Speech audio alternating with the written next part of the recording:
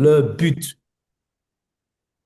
c'est de permettre que les moments d'études bibliques comme ça soient des moments voilà, où on est perdu, où on est perdu dans les pensées ou quoi que ce soit. Mais ma prière, c'est que le Saint-Esprit puisse nous aider, que le Saint-Esprit puisse t'aider vraiment à percevoir les mystères de la connaissance, que nous puissions vraiment vivre les délices de la présence de Dieu. Prions ensemble.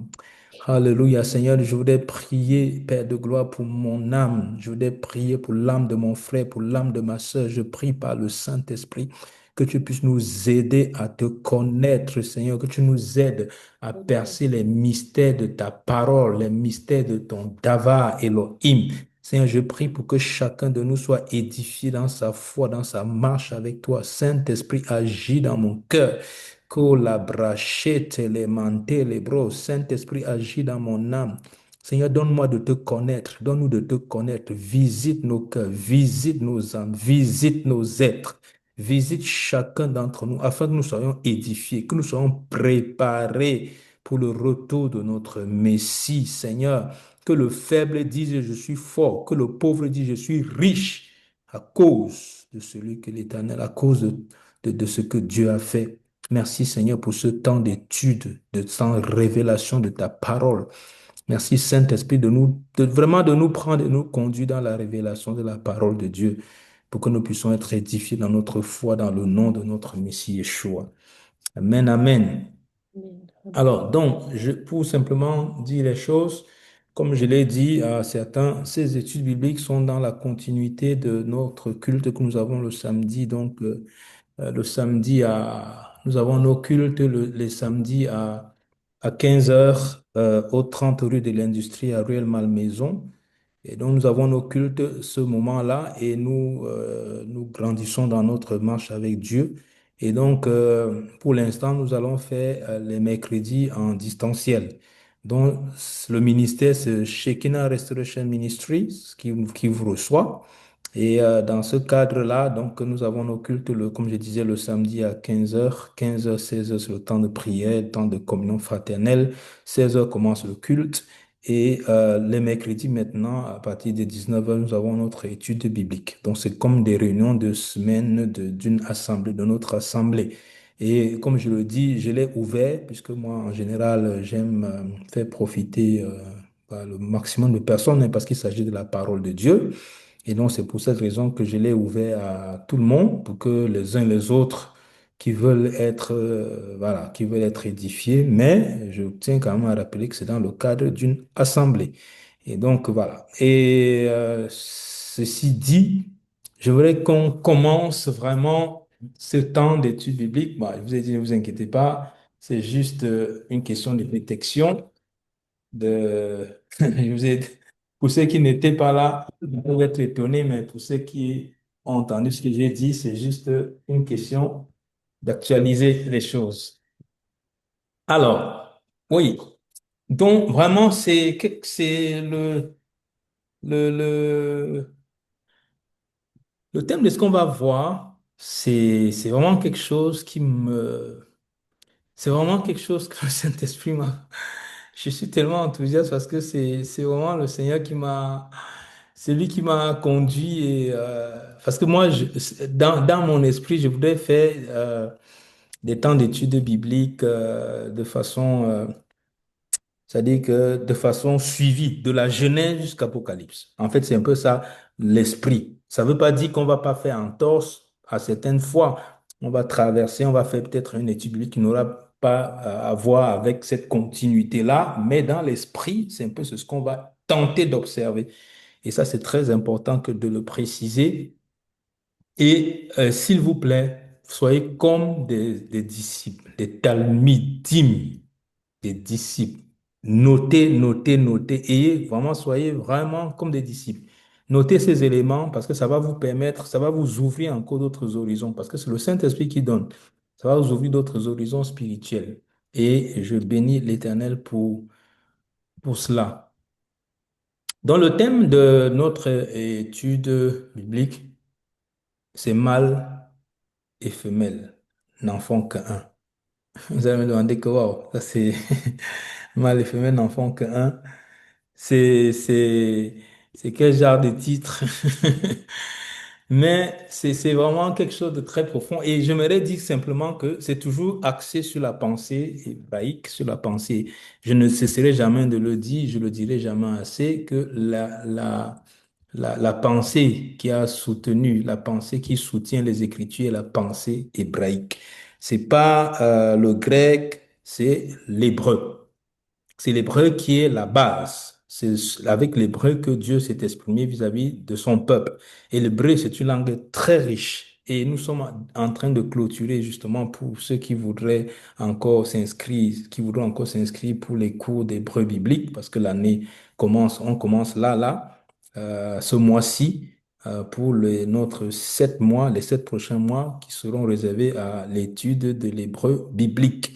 Donc, pour ceux qui veulent avoir plus d'informations, qu'ils aillent sur le site internet ou bien qu'ils m'envoient un message directement pour dire qu'ils sont intéressés. Je vais les envoyer, je vous enverrai les modalités. Donc, c'est l'hébreu qui a initié les choses. Et donc, j'aimerais qu'on puisse lire la Bible au niveau de la Genèse. Genèse chapitre 1 à partir du verset 1. Genèse chapitre 1, à partir du verset 1, il est écrit dans ma Bible, et j'espère aussi dans la vôtre, au commencement, Dieu créa les cieux et la terre. Donc, ça c'est le premier verset de la Bible. Et on dit souvent, je ne le dirai jamais assez, on dit souvent dans la pensée hébraïque, dans la pensée d'Israël, dans la pensée biblique, que si vous voulez avoir le verset le plus important de la Bible, c'est le premier verset du premier livre, du premier chapitre de la Bible. Est-ce que ça veut dire que les autres ne sont pas importants? Non, les autres sont... Enfin, est-ce que ça veut dire que les autres ne sont pas importants? Si, les autres sont tellement importants. Mais, vous savez, l'œuvre de Dieu, c'est comme une construction. C'est comme une bâtisse. On commence par la fondation et puis on élève les murs. C'est exactement ce qui se passe dans les Écritures. Au commencement, Dieu créa les cieux et la terre. Il faut savoir que dans la pensée hébraïque, la notion de mâle et de femelle, la notion de mâle et de femelle, c'est une notion qui est très présente. C'est très présent dans les Écritures. Et même en Dieu, certains vont jusqu'à dire que même en Dieu, il y a un côté mâle, il y a un côté femelle. Le côté, c'est pour cette raison on dit souvent l'Esprit de Dieu, la roi, c'est-à-dire que le souffle. En français, on dit le Saint-Esprit, mais en hébreu, c'est la roi, c'est-à-dire que ce souffle, c'est une notion féminin, c'est une notion féminine. Et donc, ce qui fait qu'il y a cette notion-là. Et quand on voit même dans la psychologie actuelle, on dit souvent que euh, en tout être humain, même en les hommes ou en les femmes, il y a une partie de la masculinité, il y a une partie de la féminité. Mais qu'est-ce que le diable fait? Le diable fait en sorte qu'il vient déformer les choses. Pourquoi? Parce que même dans un couple, même dans une relation entre un homme et sa femme, dans un couple, dans le mariage, il y a toujours, il y a, il y a un côté en la femme, il y a un côté masculin et en l'homme, il y a un côté féminin. Et donc, c'est pour cette raison que dans la pensée hébraïque, on dit en général qu'il y a ce côté, il faut faire en sorte que par rapport à l'homme, il faut qu'il puisse euh, de temps en temps faire jouer ce côté-là pour pouvoir rencontrer son épouse. Ça, c'est pas une notion simplement qui est galvaudée, bien une notion juste pour s'exprimer, mais c'est une réalité qui est biblique. C'est pour cette raison que, comme je vous fais remarquer qu'en Dieu, même dans la notion de la divinité, il est souvent dit qu'il y a cette notion de Dieu, il y a cette notion féminine en Dieu. C'est-à-dire que la possibilité de descendre jusqu'au niveau de l'être humain. Donc, on va voir ça déjà dans le principe de la création. Au commencement, Dieu créa les cieux et la terre. Bereshit bara Elohim et hashamayim ve'aretz. Donc, au commencement, Dieu créa les cieux et la terre. Et donc, il faut savoir que au commencement, Dieu crée les cieux et la terre. Il faut savoir que les cieux en hébreu, dans l'hébreu, les cieux, c'est une notion qui est masculine, c'est une notion masculine.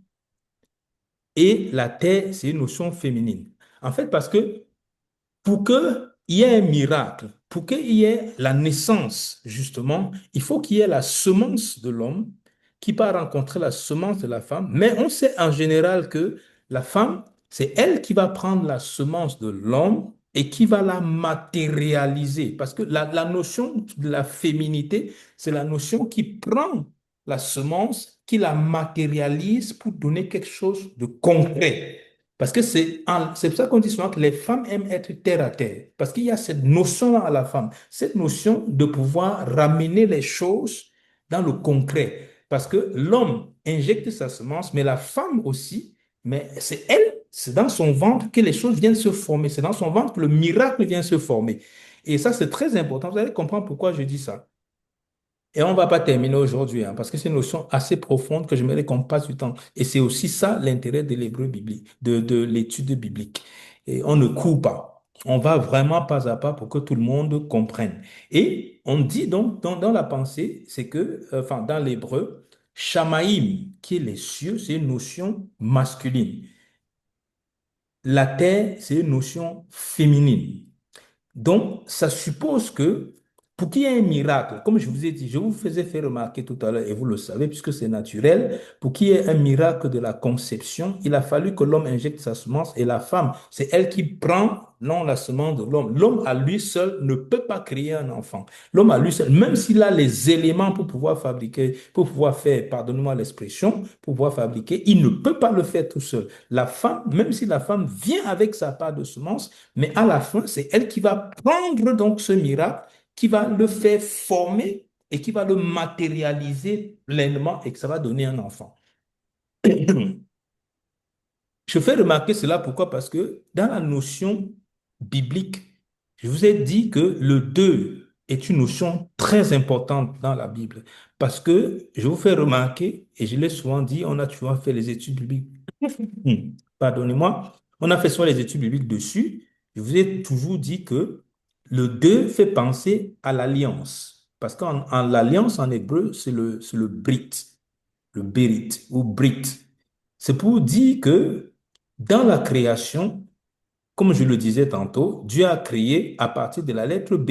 Donc Dieu a créé à partir du 2. Parce que le 2, ça fait penser à cette notion, comme je vous ai dit, la notion qu'il y a une partie féminine, il y a une partie masculine. Et je vais vous expliquer ça tout à l'heure.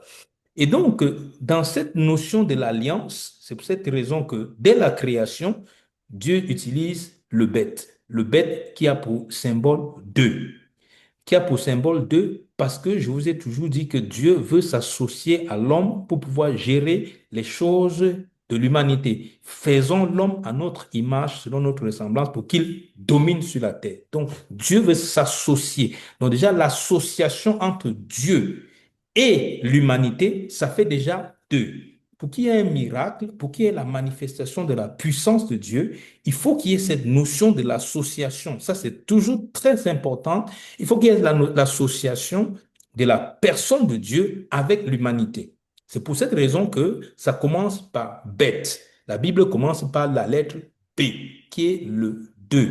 Et bête veut dire maison. C'est dans un cadre. Donc, il y a bel et bien un cadre. Il faut savoir que l'humanité est constituée, l'humanité est dans un cadre. C'est pour cette raison, je le dis tantôt, bête qui vient dire baït en hébreu, qui veut dire maison. Et donc, ça, c'est la notion d'abord des deux. Et on va voir que pourquoi Dieu pense aussi à la notion de deux, parce qu'il y a la notion de Adam et Ève. Donc, Adam, c'est le masculin, Ève, c'est le féminin. Exactement comme je vous ai dit tantôt. Donc, la notion de l'alliance, il choisit toujours deux. Un d'abord, premièrement, je vous ai dit, les cieux et la terre. Au commencement, Dieu créa les cieux et la terre, ces deux entités-là.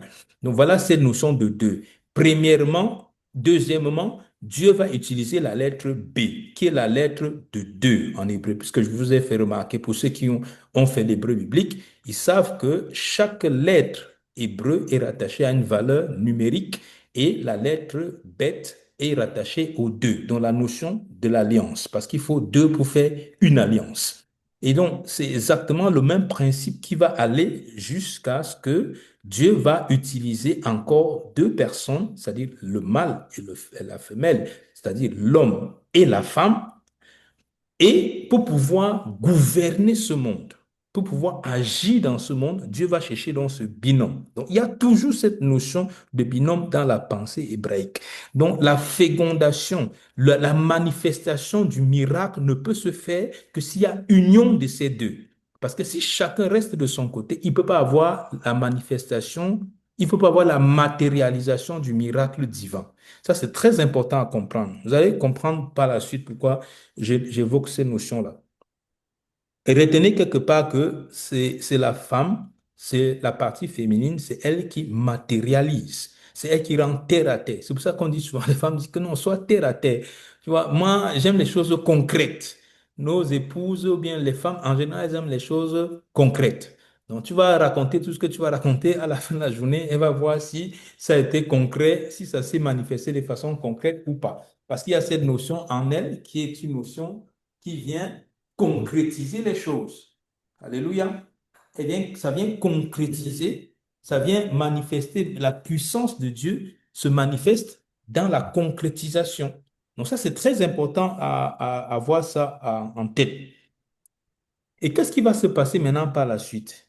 Quand l'homme va évoluer dans cette alliance-là, qu'est-ce que Dieu va faire? Dieu va toujours s'associer à une autre entité. Dieu va s'associer aux hommes pour pouvoir agir. C'est pour ça qu'il va s'associer à Abraham, Isaac et Jacob. Après, Dieu va s'associer à un peuple. Et quand Dieu s'associe à un peuple, c'est pour toujours, il y a toujours la notion du sacerdoce, c'est-à-dire la notion de gouverner ce monde, la notion d'agir dans ce monde, la notion, et c'est pour cette raison que le plus grand péché, et le péché d'Adam et Ève, pourquoi c'est un péché qui a un retentissement assez fort? Parce que c'est un péché qui vient briser cette notion de l'alliance avec Dieu. Et le diable savait que pour pouvoir récupérer cette humanité, il fallait briser d'abord cette alliance qu'il y a entre l'homme et Dieu. C'est pour cette raison que, en brisant cette alliance-là, il fait en sorte que l'homme puisse évoluer en dehors de l'alliance. Et c'est ce qu'il a dit à la femme. Je vous ai fait remarquer ça dans plusieurs de mes enseignements, dans plusieurs prédications, en disant que la grosse tentation qu'il a faite à Adam, à Ève, c'est la même chose qu'il a faite à Yeshua dans le désert. Fait en sorte que Yeshua devienne un singleton, c'est-à-dire que Yeshua puisse devenir un esprit libre. Il dit à la femme, Dieu sait que tu ne mourras pas. Tu ne mourras pas. Dieu sait que le jour que tu mangeras de ce fruit, tu seras comme lui. Tu seras Dieu toi-même. En fait, tu seras Dieu sans avoir besoin de Dieu. Tu vas décider de toi-même. Tu vas vouloir, ce que tu vas vouloir, tu vas le faire. C'est toi qui auras le référentiel par rapport au bien, au mal. Ce ne sera plus Dieu, ce ne sera plus la parole de Dieu. Ça va être ce que tu conçois bien qui est bien, ce que tu conçois mal qui est mal. Si tu conçois que se marier entre deux hommes, deux femmes, c'est bien, alors c'est bien. Si tu conçois que coucher avec, ensemble avec des animaux, c'est bien, alors c'est bien. Donc, tu n'auras plus de référentiel. Tu ne seras plus dépendant d'un Dieu. Tu seras ton propre Dieu. Tu seras ton propre Dieu. Et c'est ce qu'il a dit à la femme. Tu seras ton propre Dieu. Tu n'auras plus besoin de Dieu pour décider. Tu n'auras plus besoin qu'il te dise des choses. Toi-même, tu feras les choses comme tu dois les faire. Et c'est ça qu'il a brisé donc. Et exactement la même chose, c'est dans notre société. Ce que je vous ai décrit là, c'est exactement la société actuelle. Et donc, il y a cette notion de deux. N'oubliez pas, cette notion d'alliance. C'est pour cette raison que le diable fait toujours tout pour s'attaquer à l'alliance. Parce que l'alliance, elle est très importante. Elle est très importante. Et donc, nous voyons donc que l'humanité va évoluer. Après, qu'est-ce que Dieu va faire? Dieu va chercher à s'associer. Comprenez toujours la notion de l'association. Pour gouverner le monde, le Mashiach va s'associer à son épouse. Le Mashiach qui est l'époux, l'église, l'ecclésia ou le corps du Mashiach qui est l'épouse. Donc, pour que le miracle se manifeste, pour que le miracle ait lieu, il faut toujours qu'il y ait une association. Je vous ai dit que le miracle de la naissance d'un enfant ne peut se produire si l'homme de son côté se satisfait et la femme de son côté se satisfait. Ça ne peut pas produire un miracle de la naissance. Il faut que la semence de l'homme rencontre celle de la femme et qui est le miracle, le miracle de prendre maintenant cette entité-là pour pouvoir le faire former dans un sein et jusqu'à la naissance. Et donc Dieu non, va maintenant susciter. C'est pour ça que Yeshua, l'Église, l'Ecclésia, le corps du Mashiach, l'Assemblée du Seigneur, la Keïla de Dieu est appelée l'épouse. Parce que pour gouverner le monde, le mâle doit s'associer à la femelle. Et Yeshua, il y a quelque chose qui va être très important dans sa prière. Alors, là, on va lire un passage qui se trouve dans le livre de Matthieu, pas celui qu'on a à l'écran. Donc, dans le livre de Matthieu, il y a une notion qui va encore apparaître. Je vous ai dit que le miracle ne peut se produire que si ça ne reste pas juste dans la notion vague. Il faut qu'il y ait unité, il faut qu'il y ait union, il faut qu'il y ait fusion. C'est là, à ce moment-là, que le miracle est produit. Matthieu chapitre 6, à partir du verset 6. Qu'est-ce qu'il est dit? Mais quand tu pries, entre dans ta chambre et ferme ta porte et prie ton Père qui est dans le lieu secret. Et ton Père qui voit dans le secret te le rendra. Je vais aller directement au verset 9. Voici donc comment vous devez prier. Notre Père qui es aux cieux, que ton nom soit sanctifié, que ton règne vienne, que ta volonté soit faite sur la terre comme au ciel. Que ta volonté soit faite sur la terre en arrête, comme c'est fait dans les Chamaïm. En un mot, qu'est-ce que le Messie est en train de dire? Le Messie est en train de dire qu'il faut que l'entité masculine puisse se fusionner à l'entité féminine. Pour qu'il y ait la manifestation du miracle de Dieu sur cette terre, pour qu'il y ait la manifestation de la volonté de Dieu sur cette terre, il faut que ce qui est fait dans les cieux soit exactement fait sur la terre.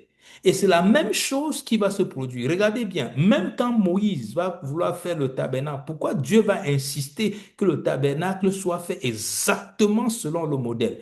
Parce que ce qui est fait dans les cieux et ce qui est fait sur la terre doivent s'associer. Il faut que quand on fait Pessah dans les cieux ou bien quand on fait la fête de Yom Kippour dans les cieux, il faut que ça corresponde exactement à ce qui est fait sur la terre.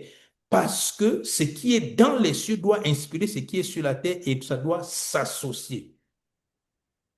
C'est pour cette raison que dans Jérusalem, dans le mot Yerushalayim, vous savez que c'est un pluriel. Et je vous ai dit, pour ceux qui ont déjà écouté mes enseignements, ils savent que j'avais fait un enseignement là-dessus, sur la notion du deux, de Haïm, Yerushalayim, c'est-à-dire que c'est un pluriel de deux. Pourquoi? Parce qu'il y a la Jérusalem d'en haut et la Jérusalem d'en bas. Le miracle se produira quand la Jérusalem d'en haut va venir phagocyter la Jérusalem d'en bas. C'est là que le miracle se produira. C'est là que le Messie viendra. C'est là que le royaume de Dieu sera établi. Quand la Jérusalem d'en haut va phagocyter la Jérusalem d'en bas. Parce que, bien aimé, il ne peut pas avoir deux commandants dans un même bateau. C'est pour cette raison que Yeshua nous demande de mourir à nous-mêmes. Parce que sinon, ça va être deux volontés qui conduisent. Ça va être comme si c'est deux personnes. Ça va être un peu comme si on est des morts vivants. C'est-à-dire qu'on est mort, mais il y a des côtés qui vivent encore. Imaginez-vous qu'on dise qu'il y a un cadavre qui est là couché. Et de temps en temps, vous voyez comment c'est la main qui s'agite. Je pense que si vous êtes arrivé quelque part, pour ceux qui ont déjà été dans une morgue et que vous voyez à un moment donné un corps qui commence à agiter la main parce qu'il ne veut pas que la main meure, ben, je ne pense pas qu'il y aurait beaucoup de monde qui restera dans cet endroit. Pourquoi? Parce que il faut que nous puissions mourir à nous-mêmes. C'est pour cette raison que Paul va dire quelque chose dans Galates chapitre 2, verset 20. Si quelqu'un peut lire, Galates chapitre 2, verset 20. Je ne sais pas si notre sœur Marie-Hélène ou Alexandra. Oui, Alexandra, si elle peut lire Galates 2, 20. Je sais que Alexandra aime bien lire. Oui, oui, oui, c'est ça. Bon. Mais si Marie-Aline veut lire, je veux bien. Alors, je vais prendre, parce que j'ai deux Bibles, je vais prendre Hmm, l'autre. Je d'accord. préfère la plus ancienne. Enfin, excusez-moi, j'étais en train de regarder mes deux Bibles, c'est pour ça. Et un Hmm. bonjour à Marie-Aline, ravie. Ah, Bon, je pensais que bon, tu écoutais le cours, que tu... Ah, bon. j'écoute le cours? Ah oui, oui, oui, mais j'ai deux Bibles. Oui, oui, non, Ah oui, c'est j'écoute. Oui, Ah oui, mais, Galate, combien vous avez deux, dit, pasteur? 2 versets Deux. 20. je peux lire D'accord, la. pardon. Bonsoir oui, Le 2 donc bonsoir à tous. 20, j'y suis. Euh, tu Que- veux le lire peut-être, Ah non, non, Marie-Aline? Il mais n'y a si pas de tu as la souci. version, c'était pour te Oui. donner ma version, mais moi, c'est la Ah ouais, super parce que j'en ai version plusieurs, c'est Louis pour ça. II. Ah bah Alors, oui, tu vas je nous. te Bah laisse, moi je te aussi, laisse dire la tienne. je suis Hein. dans la Ah, c'est bien, version vous Louis battez II pas, hein? 1920. 1920. Alors si tu veux, tu peux Ah, lire, Marie-Aline. Et si je Allez-y. vis, ce n'est plus moi qui vis, c'est le Christ qui vit en moi. Si je vis maintenant dans la chair, je vis dans la foi au Fils de Dieu qui m'a aimé et qui s'est livré lui-même pour moi. Je ne Voyez, rejette pas la grâce de Dieu, verset 20, car hein. si la... Ouais, Juste le verset 20. euh, ouais, de Galates, verset 20. Ok, pardon. J'ai Donc, été crucifié avec Christ. Oui, oui. Et donc, vous voyez que pour qui le. Oui, Marie-Aline, vas-y, lis un peu dans ta oui, version. Marie-Aline, elle a autre chose. mais c'est la même chose, c'est la même chose. Hein. J'ai été crucifié avec Christ. Ce n'est plus moi qui vis, c'est Christ qui vit en moi. Et ce que je vis maintenant dans mon corps, je le vis dans la foi du Fils de Dieu qui m'a aimé et qui s'est donné lui-même pour moi. Donc, vous voyez, merci beaucoup. Vous voyez que la vie dans le Messie consiste maintenant à mourir pour le laisser vivre. À laisser que le masculin, bon, ça, je vais l'expliquer, hein, parce qu'il ne faut pas que les femmes sursautent. Bon, à laisser que le masculin prenne complètement le contrôle. Pourquoi? Parce qu'il est dit que ta volonté qui est faite dans les cieux, la notion de la masculinité, soit faite totalement sur la terre. Donc, Ève, tu viens dans le jardin, mais sache que dans le jardin, il y a un commandement que tu dois respecter. Tu ne mangeras, peux manger de tous ces arbres, mais celui-ci, tu ne le manges pas. Parce que c'est la notion de l'autorité de Dieu. Et donc, pour que la vie dans le Messie maintenant consiste à laisser maintenant le Mashiach gouverner notre vie. C'est pour cette raison que la notion de la croix, de la mort à soi, va être la notion fondamentale. C'est pour ça que la notion de la croix sera une notion fondamentale dans la marche avec Dieu. Le Messie disait que celui qui veut venir après moi, s'il n'est pas prêt à renoncer à lui-même, prend sa croix et me suit. C'est-à-dire que s'il n'est pas prêt à mourir, s'il n'est pas prêt à renier, comme il le dit, renier son père, sa mère, ça ne veut pas dire que son père n'est plus son père, sa mère n'est plus sa mère. Si tu n'es pas prêt à renoncer à cela, tu ne peux pas être mon disciple. Donc c'est ça en fait. La vie maintenant dans le Messie consiste à laisser que la volonté de l'Éternel qui est faite en haut. Donc ça commence dans les éléments de la nature pour maintenant se prolonger parce que Dieu dans sa pensée, il commence par la notion macro, c'est-à-dire la notion mondiale, c'est-à-dire les cieux et la terre. Parce que les cieux sont appelés à phagocyter la terre. La nouvelle Jérusalem est appelée à phagocyter l'ancienne Jérusalem. C'est pour ça que les deux vont s'unir pleinement. Et je vous fais remarquer, comme je l'ai dit la dernière fois, comme je le disais, par rapport au temple, Dieu était exigeant par rapport à Moïse. Pourquoi? Parce que Moïse devait regarder le temple céleste. Donc Moïse, en fait, il a fait un dessin en fonction de ce qu'il voyait là-haut. Et c'est pour cette raison que Dieu est ferme sur ses fêtes. Les fêtes de l'Éternel, c'est un peu, en fait, il y a Pessah au ciel. Il faut que ce qui est en train d'être fait au ciel soit exactement la même chose qui est faite sur la terre. C'est pour cette raison que Moïse voit, il décrit et il écrit afin que le peuple puisse faire exactement comme il se doit. Donc, je fais remarquer cela, pourquoi? Parce que la notion de la masculinité, donc au commencement, Dieu crée les cieux et la terre. Dieu crée cette entité qui est les cieux, qui est la notion de la masculinité, et il crée la terre. Donc, en fait, il faut à un moment donné que la terre, cette terre-ci soit phagocytée totalement par ce qui est fait en haut. C'est pour cette raison qu'il dit que ta volonté soit faite sur la terre comme au ciel. Donc, au moment où la volonté de l'Éternel sera faite exactement comme c'est fait dans les cieux, c'est quand le Messie va venir lui-même personnellement pour manifester toute la volonté de Dieu. Mais pendant qu'on est sur la terre, nous sommes appelés à notre niveau. Nous sommes appelés d'abord dans nos propres vies. Nous sommes appelés d'abord dans notre propre marche avec Dieu. Nous sommes appelés dans notre marche en tant que communauté de commencer à faire agir le ciel. Il y a quelque chose qu'un frère avait dit qui m'a beaucoup touché. Il avait dit, partout où tu passes, même si les gens n'entrent pas au ciel, il faut que les gens soient influencés par le ciel. Même si tous les gens que tu vas rencontrer dans ta marche ne vont pas au ciel, mais il faut que partout où tu passes, les gens soient influencés par le ciel. C'est-à-dire que ta présence amène un certain respect. Ta présence amène une certaine sanctification. Si ta présence ne dit rien aux gens, ça veut dire qu'il y a un problème. Si ta présence fait en sorte que les gens peuvent blasphémer Dieu, dire les choses n'importe comment, ça veut dire qu'il y a un problème. Si ta présence fait en sorte que les gens puissent parler de tous les sujets, même les sujets les plus obscènes, alors qu'ils connaissent ton identité, ça veut dire qu'il y a un problème. Parce que normalement, un enfant de Dieu, quand il vient quelque part, c'est la lumière qui vient. Donc, cette lumière-là va soit amener la réaction contraire, c'est-à-dire virulente. Là, c'est autre chose. Là, tu sens que c'est la manifestation démoniaque. Mais normalement, quand tu es quelque part, le ciel est là-bas. Même si les gens n'entrent pas au ciel, les gens sont influencés. Ah, on ne va pas dire telle chose. Ah oui, le voilà, il arrive encore. Oh là là, lui avec cette chose de Dieu, Dieu, Dieu, Dieu. Là, tu as amené la différence. Et donc, c'est pour cette raison qu'il est dit que ta volonté soit faite sur la terre comme elle est faite au ciel. Donc, vous voyez que Dieu a commencé par la notion macro, qui est les cieux et la terre. Au commencement, Dieu crée les cieux et la terre. Le ciel doit influencer la terre. Le ciel doit dire sa volonté pour que la terre exécute. Ciel, terre, entend la parole de Dieu. Et donc, c'est pour cette raison que il y a cette influence-là. Après, je vous ai parlé de l'alliance.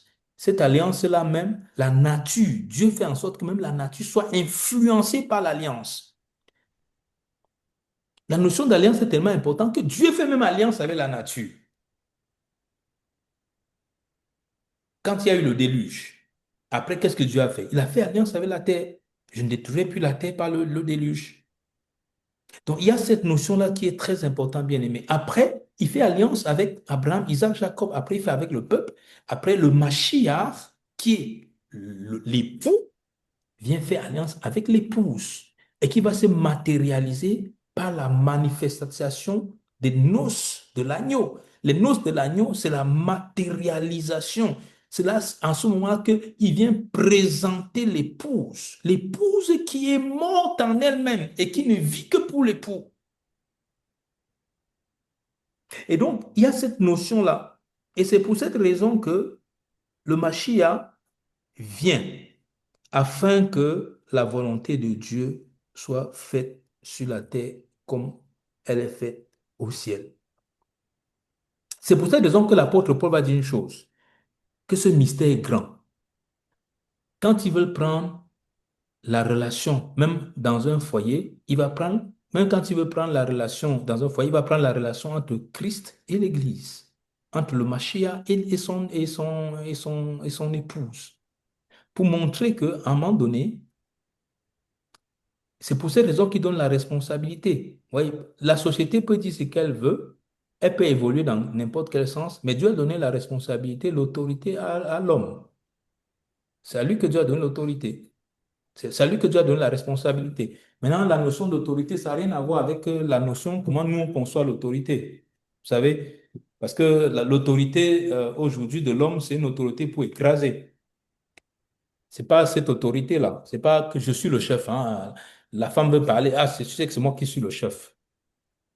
En général, on dit souvent, en général, quand quelqu'un clame beaucoup son autorité, c'est parce qu'il se dit, c'est parce qu'il n'a plus, parce qu'il a une crise, justement, une crise d'autorité. Et donc, vous voyez que c'est très, très important, cette notion de la féminité, comme je disais tantôt, qui est très, très présente dans la notion, dans la pensée grecque, la notion de la féminité. Et donc, c'est pour cette raison que vous allez lire dans Éphésiens 1, verset 10, Éphésiens 1, verset 10, quelqu'un d'autre va préparer Éphésiens 2, verset 14. Donc, Éphésiens 1, verset 10, et l'autre va préparer Éphésiens 2, verset 14. Éphésiens 1, verset 10 et Éphésiens 2, verset 14.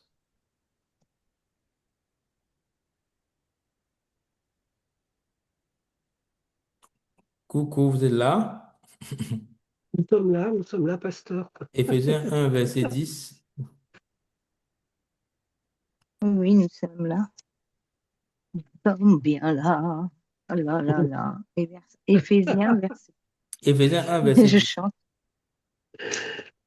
Oui, C'est la neige qui nous rend sourdes. oui. Alors, J'ai. vas-y. Ah, tu as? Tu as Non, ce. vas-y. Non, non, non, non, non, non. Si tu l'as, vas-y. Au contraire, je suis très contente, Marie-Aline. Vas-y, lis. Oui. Bon, donc, jolie parole des Seigneurs, Éphésiens chapitre 1, verset 10. Mhm. Pour le mettre à exécution. Ah oui, mais c'est en pleine phrase, ça. Oui, commence au verset, oui, commence un peu Il plus. manque Au une 9. page. Ouais. Oui, 9. Comment verset Oui, 9? oui, au verset 9. Il nous a fait connaître le mystère de sa volonté, Mhm. conformément au projet bienveillant qu'il avait formé en Christ, pour le mettre à exécution Mhm. lorsque le moment serait venu, à savoir de tout réunir sous l'autorité du Messie, Mhm. aussi bien ce qui est dans le ciel que ce qui est sur la terre. Voilà, on stoppe un peu. Quel est le projet qu'il a formé depuis avant la création du monde? C'est afin de réunir dans le Messie quoi? Ce qui est en haut et ce qui est en bas. Ce qui est en haut et ce qui est en bas. Que ta volonté soit faite sur la terre comme elle est faite au ciel. Éphésiens 2, verset 14. Et tout réunir sous l'autorité du Messie. Hmm. Réunir. Éphésiens 2, verset 14. C'est à toi, Alexandra, hein, je pense. Non, allez-y, allez-y. Ça peut être. Allez, tu peux lire, il n'y a pas de problème. Je prends quelques notes, Euh, pasteur, en fait. Alors, 2,14. Si quelqu'un d'autre veut lire, il n'y a pas de Merci. souci. Je ne veux pas monopoliser. Si Non, quelqu'un, ça lui vas-y. fait plaisir. Alors, je peux y aller. Alors, en Hmm. effet, alors c'est ça, hein. En Mhm. effet, il est notre paix. Lui qui a des deux groupes n'en a fait qu'un et qui a renversé le mur qui les séparait, la haine.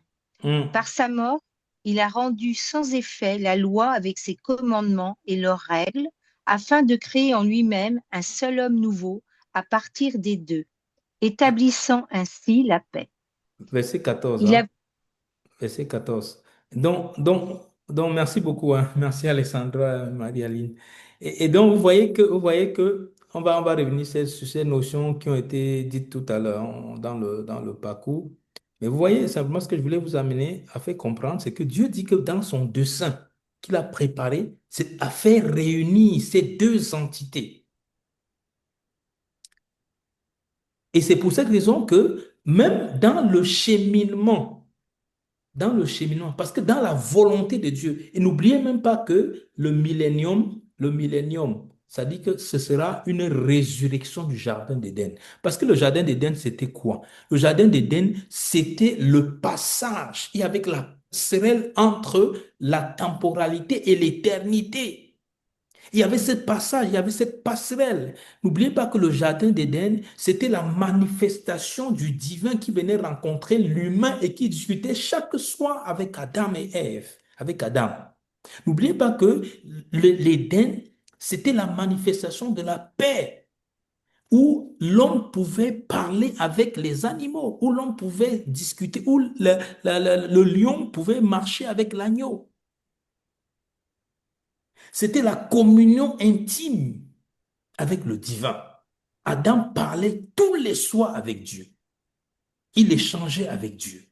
Il avait toute la notion de la paix. Il était dans un cadre idyllique. Il n'y avait pas de maladie, il n'y avait pas de haine, il n'y avait pas la mort, il n'y avait pas tout ce qu'on nous connaît. Donc, en fait, c'est cet état-là que Dieu ramène. Donc, le millénium, c'est la c'est la résurrection de cet état-là. Puisque la Bible dit que dans le millénium, un petit enfant marchera avec le lion et avec l'agneau. Un Mm. petit enfant marche avec le lion et l'agneau. Comme pour dire, il n'y a plus, il y a plus cette notion de s'attaquer. Il n'y a plus la notion que je m'attaque parce que normalement, enfin, quand le lion voit l'agneau, bah, je vous passe les détails. Mm. Et donc, vous voyez que euh, D'accord. le jardin d'Éden, c'était ça, c'était cette notion-là, c'était cette union. Et donc, le Messie, par sa mort, fait en sorte que ce pont qui a été cassé entre les Chamaïm et le Haaretz, c'est-à-dire les cieux et la terre, le pont qui a été cassé, le Messie, par son sang, la Bible dit que par son sang, il vient réunir ces éléments qui étaient séparés.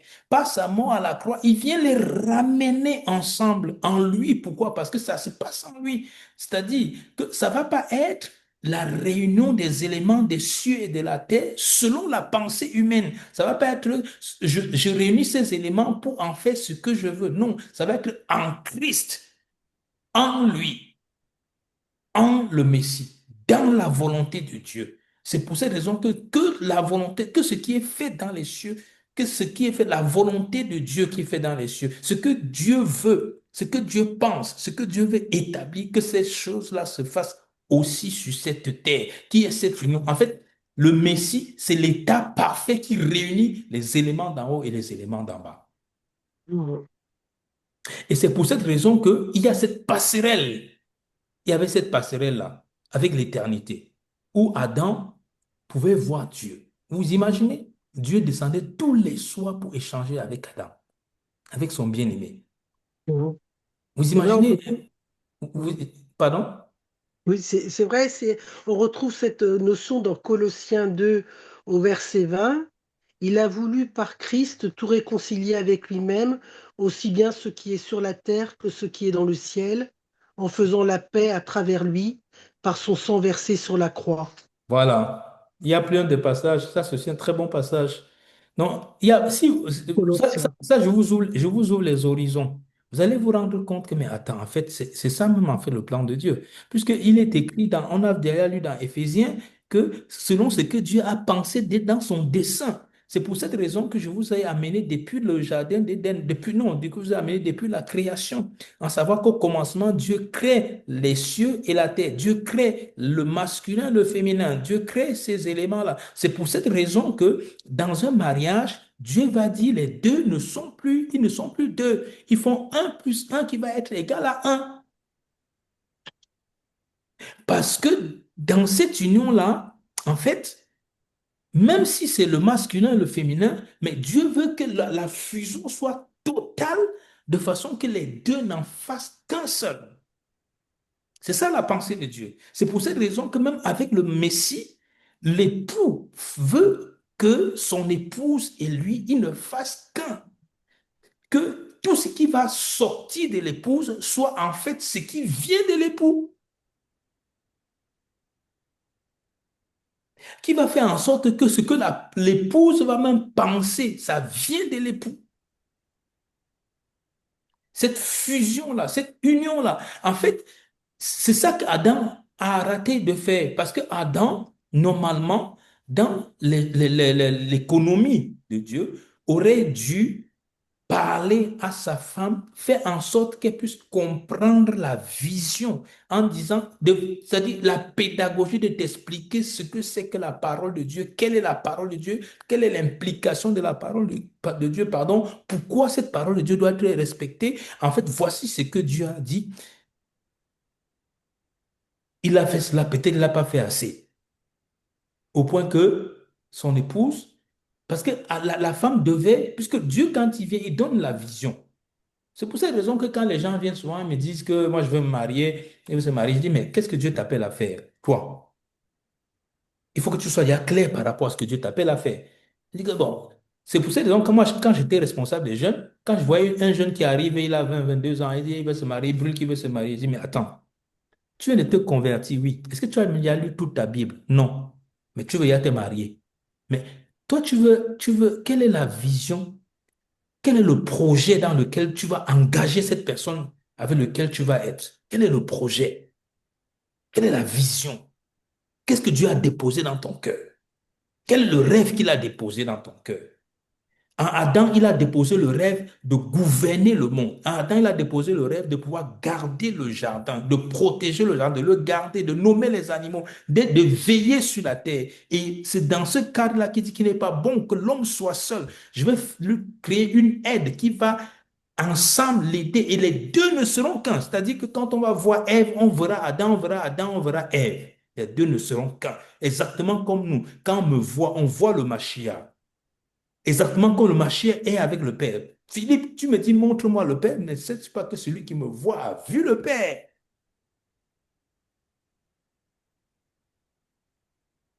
Et donc, c'est pour cette raison que des deux, il n'en fait qu'un.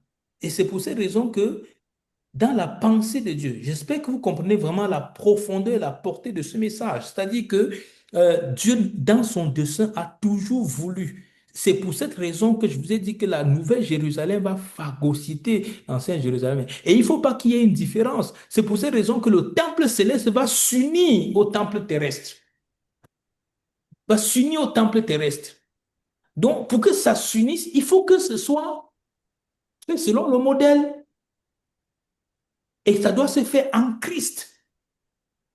Il réunit les éléments d'en haut et les éléments d'en bas. Et c'est pour cette raison que la Bible peut dire dans Colossiens 3, verset 5, qu'en Christ, votre vie. Est-ce que quelqu'un peut lire le Colossiens chapitre 3, verset 5, s'il vous plaît?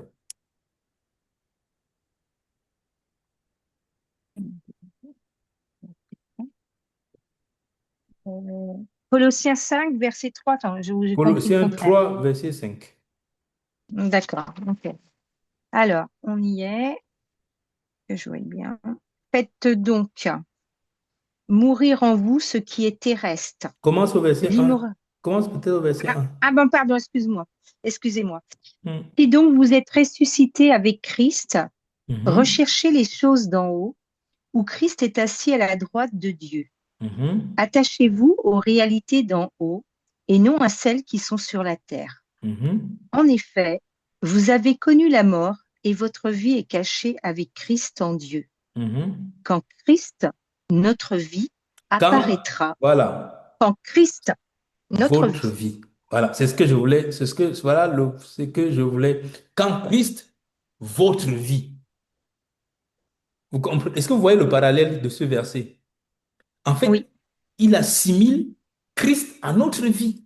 En fait, il dit que tu es mort. Parce que logiquement, tu es mort. C'est-à-dire que si on pique, on pique, on pique, on pique partout là, tu réagis plus. Tu es mort. Et que ta vie, c'est Christ. Mais quand ta vie, qui est Christ, apparaîtra, tu apparaîtras aussi avec lui. Parce que tu es uni à lui. Et donc, c'est pour cette raison, merci Alexandra, c'est pour cette raison je que vous en prie. l'unité, la vie dans la foi, c'est en fait en sorte que toi, tu ne puisses plus être et que le Mashiach et que le Messie soit lui-même en toi. Que c'est le Messie qui puisse vivre en toi. Que c'est le Messie qui puisse penser en toi. Que c'est le Messie. Et c'est à ça que ça devient maintenant la sanctification. Le processus de la sanctification, c'est de faire en sorte que tes pensées ne soient plus tes pensées, que soient les pensées du Messie. Ta conception de la vie ne soit plus ta conception à toi, ce soit la conception que le Messie a imprégnée dans ton esprit. Et ça passe par quoi? Ça passe par la mort et l'écrasement de soi. Si tu ne renonces pas, tu ne peux pas être mon disciple. C'est pour cette raison que c'est très, très important, ces notions d'unité, ces notions de fusion et d'unité. Donc, pour résumer et pour terminer, au commencement, il crée les cieux et la terre. les cieux, qui est la notion de la masculinité, la terre, qui est la notion de la féminité. Il va créer le mâle, femelle. Après, il va faire l'église, l'épouse, l'ecclésia qui est l'épouse, la Keïla du Seigneur, son épouse, avec le Messie qui est l'époux. La Jérusalem d'en haut qui est l'époux et la Jérusalem d'en bas qui est l'épouse qui va s'unir. C'est quand cette fusion-là se fait que le miracle se produit. N'oubliez pas que j'ai pris le parallèle avec la femme. L'homme vient avec la semence, avec l'ADN, avec ce qui a déjà l'information qui va s'unir, mais c'est la femme qui va prendre cela, qui va le matérialiser. C'est pour cette raison que Dieu ne pouvait pas agir dans ce monde directement. Il fallait qu'il passe par l'homme. Il fallait qu'il passe par l'épouse. Quand il veut faire les choses sur cette terre, c'est pour cette raison que quand l'homme a péché, il ne pouvait pas agir directement. Il fallait qu'il passe par un autre homme, qui est Yeshua. Il ne pouvait pas agir directement. Il ne pouvait pas venir racheter l'homme, mais il fallait qu'il soit d'abord homme. Parce qu'il a donné le commandement à l'homme.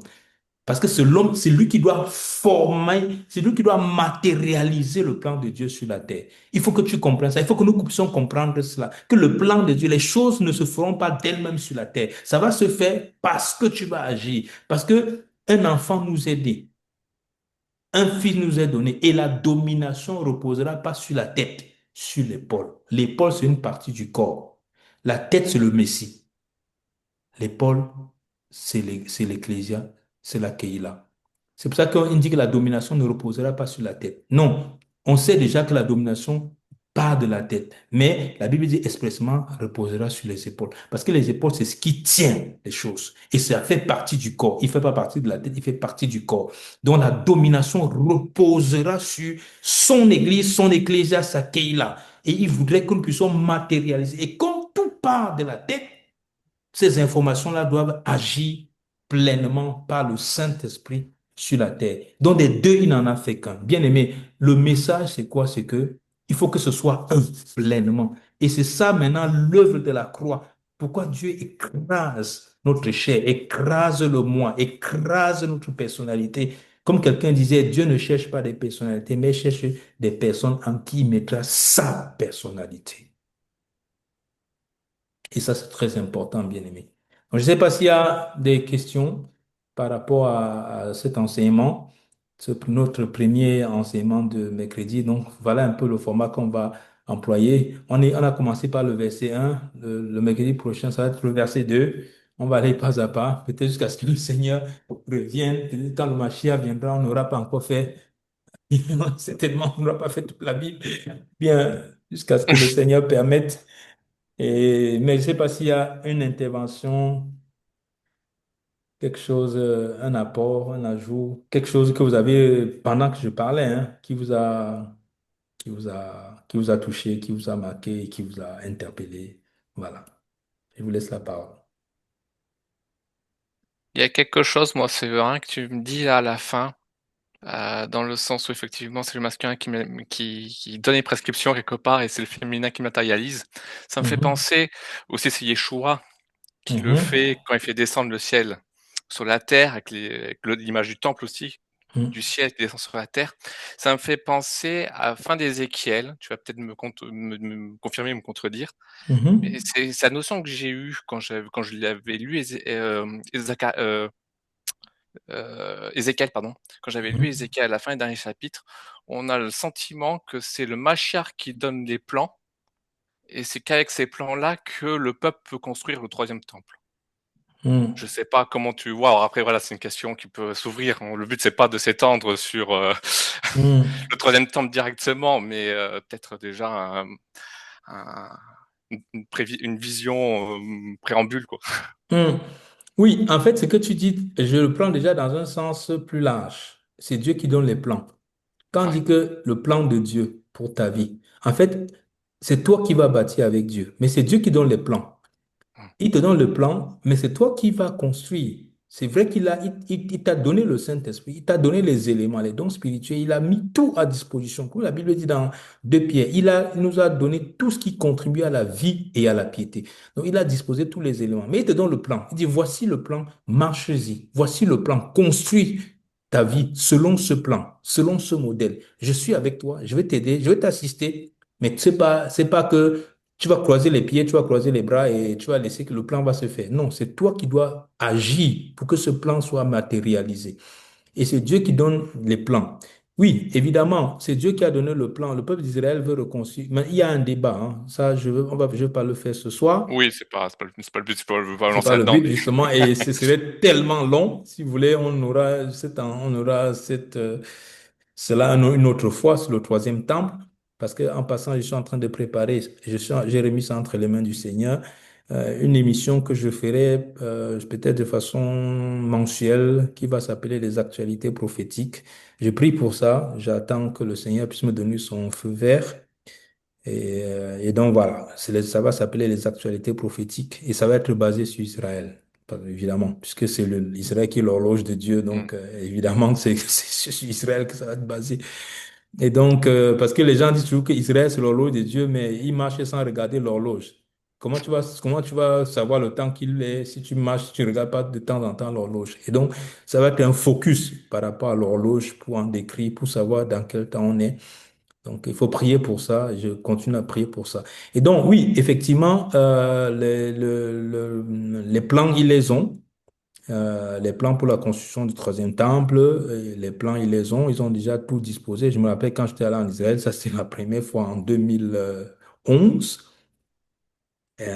Bah, on avait rencontré l'un des responsables de la construction c'était un rabbin qui, euh, qui parcourait le monde entier pour sélectionner la qualité d'or qui va faire partie des éléments qui vont être utilisés pour les ustensiles du temple. Voilà. Donc, ils en sont là et ils ont tous les plans et tout. Oui, Dieu a donné un certain nombre de choses. Ça, c'est sûr qu'ils ont les plans. Maintenant, à quoi va servir ce troisième temple? Est-ce que c'est dans ce temple-là que le Mashiach va s'asseoir?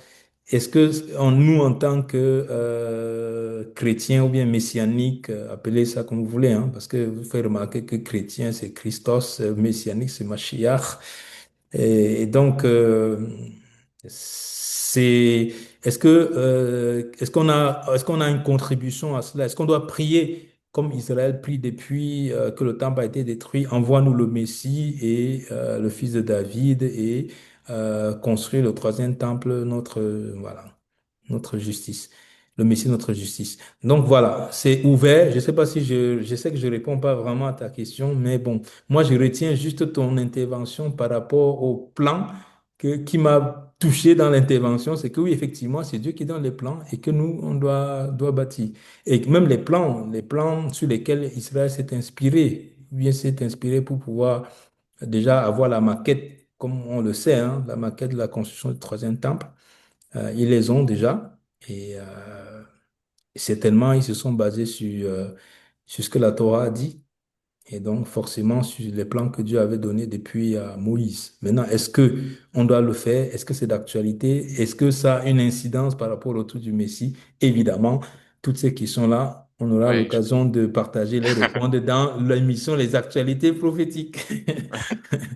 Ou bien dans un moment d'étude biblique, comme ça, voilà, comme on le voit.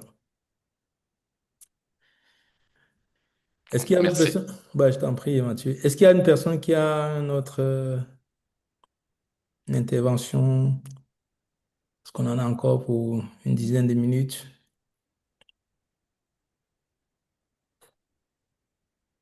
Eh ben, il va falloir que Non, c'est parfait. je résolve ces problèmes, hein, gloire à Dieu. Alléluia. Est-ce que chacun de nous, Alléluia. est-ce que chacun de nous peut vraiment mettre ta main sur ton cœur comme ça et demande à Oui. Dieu vraiment de circoncire ton cœur. Demande à Dieu d'enlever ce qui est mal. Demande à Dieu de briser ce qui est mauvais. Que le mal soit vaincu. Que ce qui résiste à Dieu en nous soit détruit. Que la volonté de Dieu se fasse dans nos vies, dans nos familles. Que l'Éternel agisse pleinement. Que le monde perde son influence dans ton cœur. Que nos cœurs soient circoncis. Que le moi soit brisé. Que ce qui résiste à Dieu en nous soit brisé par la puissance du Saint-Esprit. Élevons nos voix, prions ensemble. Alléluia. Seigneur, je voudrais prier. Je voulais prier pour mon frère, prier pour ma soeur. Je prie, Saint-Esprit, que tu agisses dans mon cœur, que tu agisses dans nos cœurs. Alléluia, pour que mon cœur soit circoncis, que nos cœurs soient circoncis, Seigneur, par la puissance de ton esprit. Alléluia. Je ne sais pas s'il y a quelqu'un qui veut prier. Est-ce qu'il y a une personne qui veut prier pour ce sujet-là? Sentez-vous libre. Oui, moi je veux bien. Vas-y, prie. Bonjour. Alléluia, Oui, merci. Seigneur, mon Dieu Tout-Puissant, nous sommes réunis, Seigneur, et nous souhaitons, Seigneur, que tu as dit, garde ton cœur plus que toute autre chose, Car de lui car viennent les de lui sources de la découlent vie. les sources de la vie. Alors, Hmm. Seigneur, comme a dit Pasteur, nous te demandons de venir purifier notre cœur, de mettre en nous un Alléluia. cœur de chair, Amen. d'enlever Amen. notre cœur de pierre. Seigneur, viens Hmm. purifier, comme dit le psalmiste David, Seigneur, viens vraiment, Seigneur, bénir et purifier, sanctifie notre âme avec l'hysope, Hmm. Seigneur Jésus. Viens Amen. nous purifier. Fais de Hmm. nous de véritables disciples, que l'Esprit Saint puisse Hmm. agir en nous, afin que toi, Jésus, tu puisses nous modeler selon Hmm. ta volonté à toi, Seigneur. Non Alléluia. pas notre volonté, mais ta volonté. Seigneur, Hmm. nous voulons t'appartenir totalement. Enlève de Hmm. nous toute forme d'appétence pour les choses du Hmm. monde. Enlève de Hmm. notre cœur toute Oh forme de Père. convoitise. Et Hmm. Seigneur, afin que Ola chaque jour, brashata Jésus, rababo nous puissions te rabakata ressembler baba. de plus en Amen. plus Amen. et que nous Amen. soyons pour toi le Hmm. sel de cette terre sans y Hmm. perdre notre saveur. Hmm. Amen. Amen. Amen. Alléluia. Merci. Est-ce qu'il y a une autre personne? Alléluia. Merci, Saint-Esprit.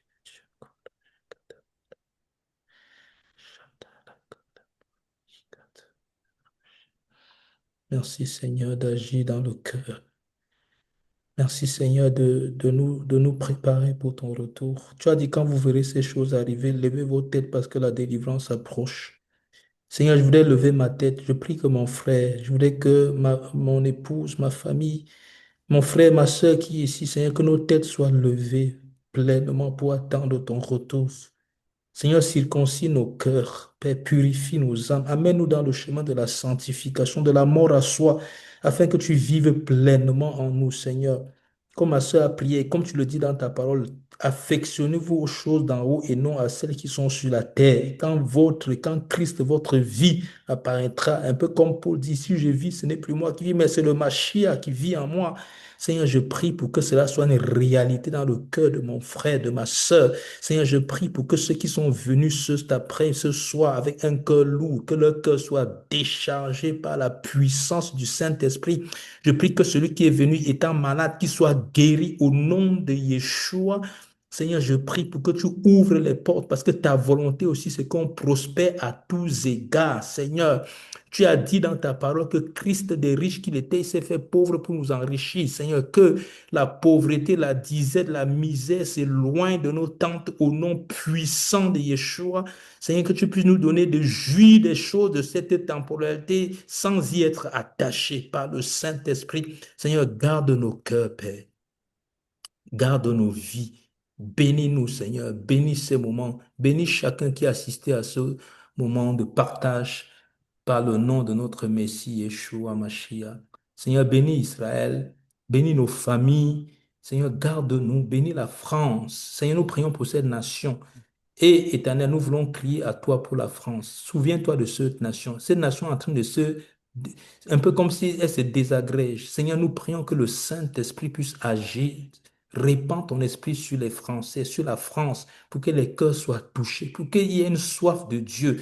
Seigneur Dieu, pour que ton esprit agisse dans cette nation, Père de gloire.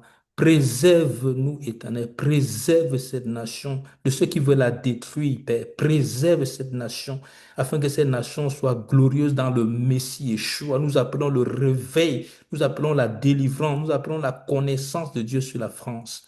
Nous bénissons cette nation, Seigneur, dans le nom de notre Messie Yeshua. Seigneur, nous bénissons le ministère Jérémie. Nous bénissons le programme d'évangélisation de toute la semaine prochaine. Seigneur, nous prions que toi-même tu puisses nous assister, que tu sois avec nous dans le nom de notre Messie Yeshua. Amen, ve amen.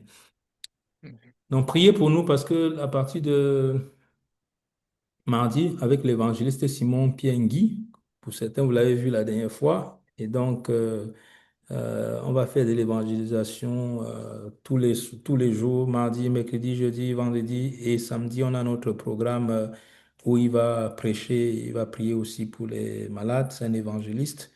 Et donc, samedi le 17, vous allez voir les informations circuler. Mais et priez aussi pour nous, parce que pour que le Seigneur nous assiste, nous garde et tout. Et si vous n'avez pas d'assemblée, bah, vous êtes bienvenus. Et si vous avez à cœur de prier pour nous, priez pour nous, pour que le Seigneur puisse nous donner d'accomplir sa volonté. Parce que Dieu a un but ayant suscité ce ministère. Ne négligez pas les faibles commencements. Ce que vous voyez là, c'est le début de quelque chose de glorieux que Dieu lui-même va accomplir par son esprit parce que je suis confiant par rapport à sa promesse, parce qu'il est fidèle. En tout cas, que Dieu vous bénisse. Soyez des lecteurs, des amoureux de la parole de Dieu. Soyez des dévoreurs de la parole de Dieu.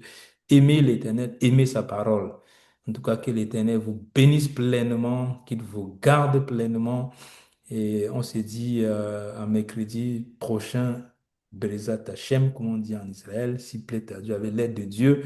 On se voit donc mercredi à partir de 19 h. Soyez bénis et samedi à partir de 15 h pour les autres. Soyez bénis. Shalom. Shalom. Shalom, Merci, pasteur. pasteur Séverin. Merci, pasteur. Shalom, à bientôt. Bientôt. Soyez Merci bénis, à tout le monde. pasteur, les frères, sœurs.